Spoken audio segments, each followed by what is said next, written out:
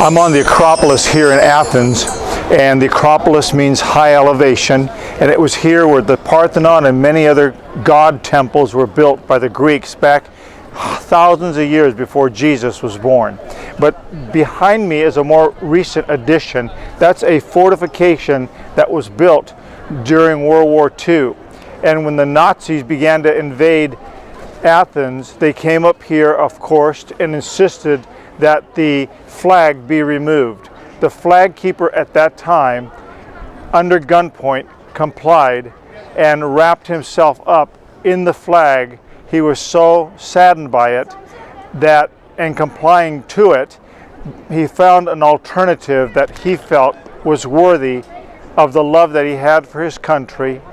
Once he wrapped himself up in that flag, he threw himself off that cliff and gave up his life and died. So the Nazis had their way. They brought the Nazi flag up, and lo and behold, the beauty of it all is that shortly thereafter, some teens from Athens came up here at night, snuck in, and took the flag down and put up the Greek flag, and it's been up ever since, and you can see it behind me. I'm not sure of the patriotism here that's left in Greece. The fact that the flag is still flying is one part of it, but I wonder what the young people are like.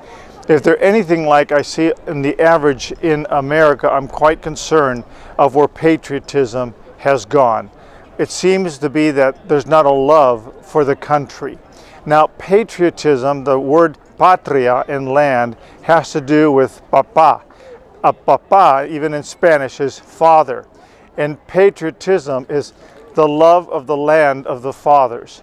And so, for you, especially young people listening, I would like to challenge you to please love your country.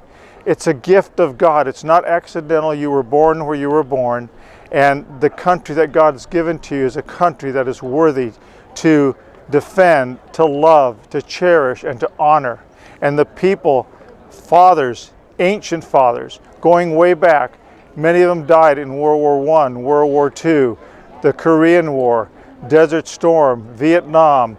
They died because they loved their country. They fought in other countries for their liberty and freedom because they understand what that liberty means.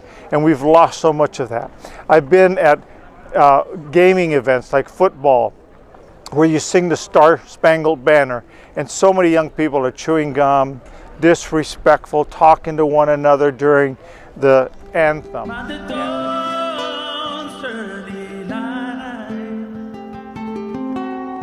Once so proudly we hailed at the twilight's light, for the ramparts we once were so gallantly streaming that our flag was still there.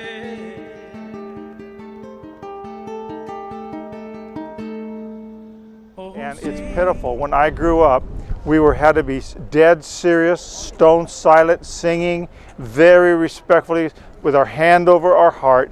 We were taught patriotism.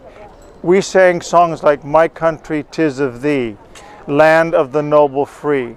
It was our Father's land, "My country 'tis of Thee." The last verse, verse 4, "Our Father God, to Thee, the author of liberty." So we know that liberty is a gift of God, and He will hold us responsible for what we do with the liberty that He's given to us in the nation that we live. I leave you with this word to pause and ponder.